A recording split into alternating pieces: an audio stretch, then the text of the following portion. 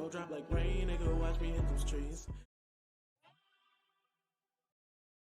So, shameless and obvious plug here, the intro and outro you hear in every one of my videos is actually me, and I have a whole music channel, so link to that and those songs in the description. But as always and forever, thank you, I appreciate you, and I hope you enjoy the video. But you see the title, so you know what we're doing. Wrong script. Analyzing and ranking each Akatsuki member from my least to most favorite, and at the end I'll sum it all up. Good? Cool. So do me the big one and like, sub, all the other stuff so we can get straight into it. Oh, and I'm only doing the main 10 members, so Sasuke and friends won't be mentioned. On to the first but definitely least, because somebody had to be, and that's Conan. And it's not even like I hate her or anything, she's just very but I think that's because she's tied to Nagato. Had she just been a rogue ninja that made it into the Akatsuki on her own, I think she'd be seen in a whole different light. And it's not like she didn't have the power or the skills since she was also trained by Jiraiya. She even took on Obito, and even though she lost, I doubt many other opponents could have gotten out of that alive, so she's off the rip mid-tier Akatsuki level. And has a pretty unique jutsu, but you ever notice that her jutsu has like the most weaknesses of any jutsu? Fire burns the paper, oil and water make it soggy and ineffective, and wind just redirects it. Although Conan would be aware of all this. And her intelligence, while not the most big brain, surely has a decent acuity to it, which is why she was able to last as long as she did, because remember, Conan was one of the last Akatsuki members to fall, and it's not like she was instrumental to Obito's plan. In fact, if he would have somehow killed her, I doubt Nagato would have been so ready to let Naruto talk him down the way he did, and get everyone's soul back, basically making all those deaths pointless. And sure, you can't have everybody die like that, but yes, you can even. Why have them die if... I'm off topic. Which I think means it's time to move on to Kakuzu, the Mr. Krabs of the Akatsuki, and one of the two quote-unquote immortal members of the team. But unlike his partner, he's not actually immortal. He's just a bit more lifey than others, which is in stark contrast to how dead he looks, what with the stitches and such. And the reason for that is the hidden and maybe forbidden Earth Grudge technique, which I'm not 100% on. I get that the stitches are a part somehow and he uses other people's hearts to prolong his life, but what's up with the masks? I guess he could just be using the hearts to control the stitches outside his body, but then how is he controlling the hearts? He could just be controlling the stitches, but then why are the heart and mask along for the ride? But even if there's no answer for that, how are they able to use their own jutsu? And are we all on the same page that this man thinks he had a battle with Hashirama, but in all actuality, Hashirama just decided not to plant that man where he stood out of the kindness of his heart? Because Kakuzu's strong, no doubt about it, but I think Kid Hashirama would have given him a run for his money.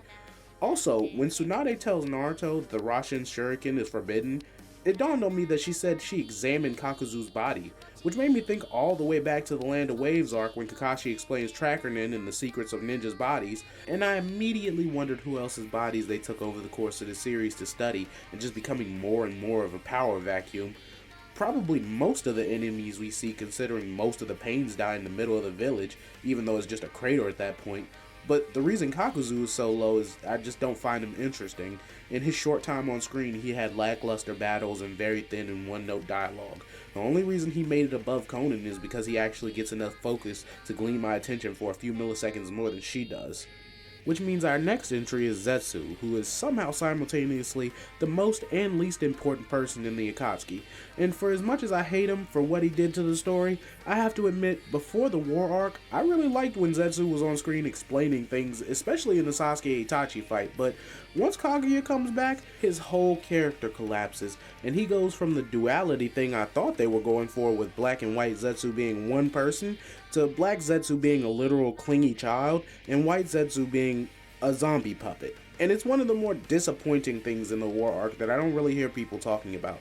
And the worst part is, Zetsu doesn't even make sense. How did Kaguya create him? He has his own conscience, and none of Kaguya's traits. I don't even think they have the same chakra signature. So what is Zetsu? And why is he nothing like white Zetsu? Also, why are they both Zetsu? And actually, I know the reason for that last one. It's because Zetsu could mean to serve in Japanese, and both of them were created to serve Kaguya. But still, Black Zetsu is very much different from the others. And the thing is, Kaguya doesn't just reabsorb him when she's resurrected. He goes into her sleeve, but is still his own entity. So why would Kaguya not just absorb Zetsu and gain all the information he had instead of having it spoon-fed to her during a battle to not get sealed again? Maybe she couldn't. Not sure, but this was the best place for him on the list.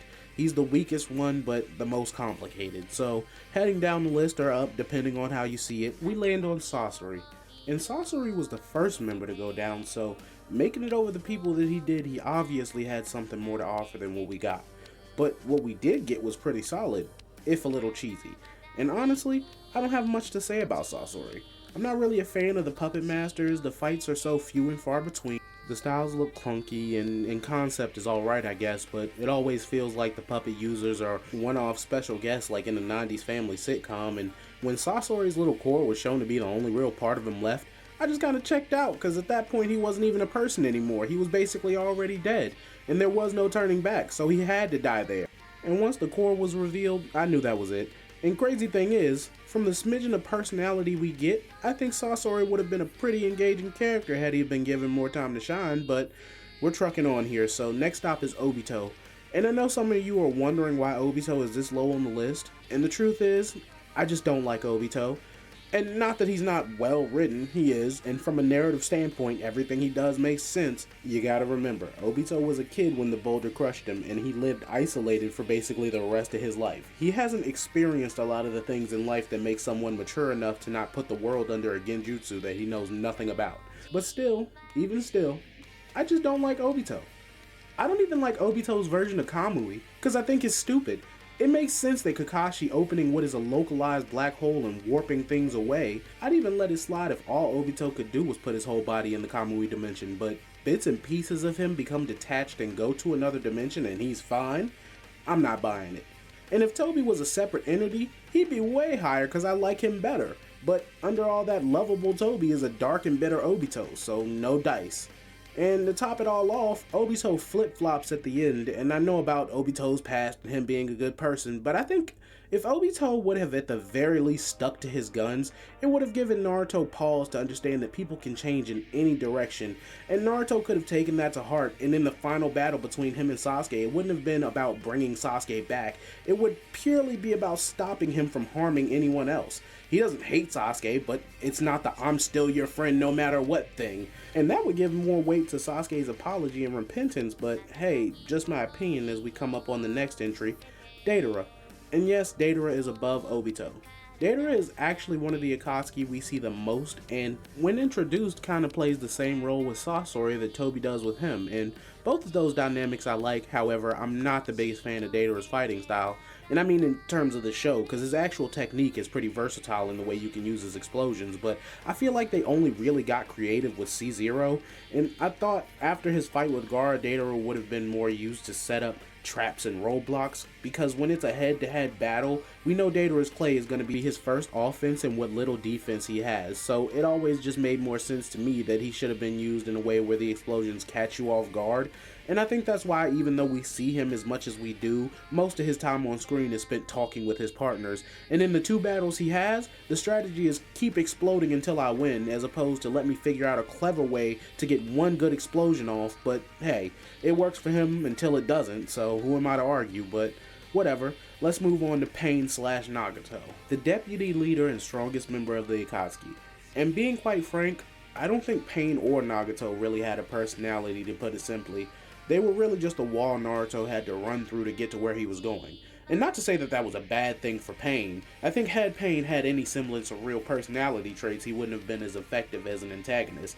And yeah, Nagato has a backstory and reasons for what he's doing, but he lacks defining characteristics like Dator or Toby, so in the end when Naruto talk no jutsu's him, it's more egregious than had we seen any humanity from him before this. And Pain was just a lifeless corpse, so Nagato feels like an outline that wasn't filled in when we finally meet him, and within 8 minutes he's sacrificing himself for the village he just obliterated on purpose. And I'm no rewriter, but I always think about how cool it would have been if Yahiko never died, but went through all the hardships and still becomes the leader named Pain, while Nagato is just his strongest Akatsuki member. It would make much more sense if Naruto talked him down after beating his entire team, and if you just replace Yahiko with Nagato in the Pain fight, it could still go the same. and actually could open up a nice do something slot for Ino and her dad with the mind transfer jutsu to go into Nagato's mind and find Yahiko's location, since he's not connected to Yahiko by chakra rods, and by proxy, learn they can resurrect everyone and just have Ino or her dad activate the jutsu and return to their own body. But who knows how any of that would work out, it's just a thought I had. So let's head on down to Hedon, and Hedon is this high on the list solely because I think his potential was the most wasted. Hedon, while being the second weakest, I don't know why everyone puts Zetsu over him and calls him the weakest, because both white and black Zetsu are complete fodder compared to Hedon. He got beat on a technicality by Shikamaru of all people, and I'm not downing Shikamaru, his plan worked and did exactly what it was supposed to do, but let's be clear, Shikamaru got that win because Hedon killed Asuma. And had Hedon gone up against even someone like Naruto, I think they would have thought to incapacitate him eventually. However, I always stand by the fact that Shikamaru's whole plan was actually pretty stupid in design because he had no room for error, and I refuse to believe Hedon didn't notice his blood being taken and Shikamaru getting the blood onto Hedon's staff. Maybe one of those things, but not both. It just never did it for me. Like, if his IQ was so high, couldn't he have thought of something with a lower fail rate? Because what he pulled off was not normal for Shikamaru physically. He's not a speedster, nor is his close combat good enough for me to believe he did these things, but he did. And also, we don't really know anything about Jashin or Hedon's immortality, so he has an interesting secret we still want after the fact. And here we are, down to 2. And I think we all know who goes here. It's Itachi. And I'm not going to do a big spiel just because I have an Itachi video in the works, but I think Itachi's at least top 3 in Naruto characters, period, let alone the Akatsuki. There are so many reasons, but I'll go with a few. I like his design, his overall air of quiet but will definitely fuck you up if need be, and even his entire purpose for being in the story. I always liked that Sasuke had his own thing going off the rip before we even meet him, and he's not relegated to only reacting to things in Naruto's life like Bakugo and MHA. I always thought it was so weird that Bakugo's life kind of revolves around Deku. But whatever, Sasuke is the protagonist in his own series, even though we don't see all of it. And that's really thanks to Itachi, who also had things going from before the beginning. And to glaze him up even a bit more, I think Itachi was easily the most well-rounded member of the Akatsuki. But that doesn't get you number 1, because that spot is reserved for the GOAT, and the best character in the Akatsuki. The only character I feel like really accidentally ended up in the Akatsuki, and they for sure didn't deserve him. Kisame. Kisame is one of the only characters I have actually laughed out loud at and cried a real tear over his backstory. Like, everybody else has this over-the-top everyone I love is dead anime backstory, but Kisame's was just so much more grounded to me. Like, it wasn't some crazy powerful ninja or group, or even really a story aimed at Kisame himself, but the pain of regular life.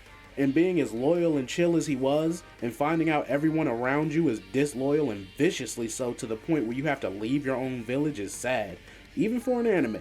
And the fact that Kisame took it so hard and still continued his loyalty streak speaks volumes about who he was as a person, and kinda overshadows the path he walked in life.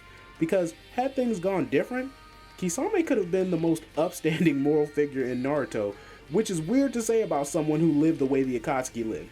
But I think that's the point of the Akatsuki. Each and every one of these characters encountered something that changed them to be the way they are, and had those things not happen, the Akatsuki could have been the thing that brought peace to the Naruto world. But hey, that's just my opinion, and since that's the last Akatsuki member, I'll sum up the list really quick. In descending order: Conan, Kakuzu, Zetsu, Sasori, Tobi, Dator, Pain, Hedon, Itachi, and Kisame is first. Also, if I had to add Orochimaru to the list, I'd put him right after Hedon and before Itachi. But if you guys enjoyed the video, drop a like and a comment, and again, thanks and appreciation, and until next time, peace. That thunder on me clap, make a nigga think before he act. Have a nigga dying on his back, then we double back. Shooters leaving rubber where you at, that's why niggas never wanna match.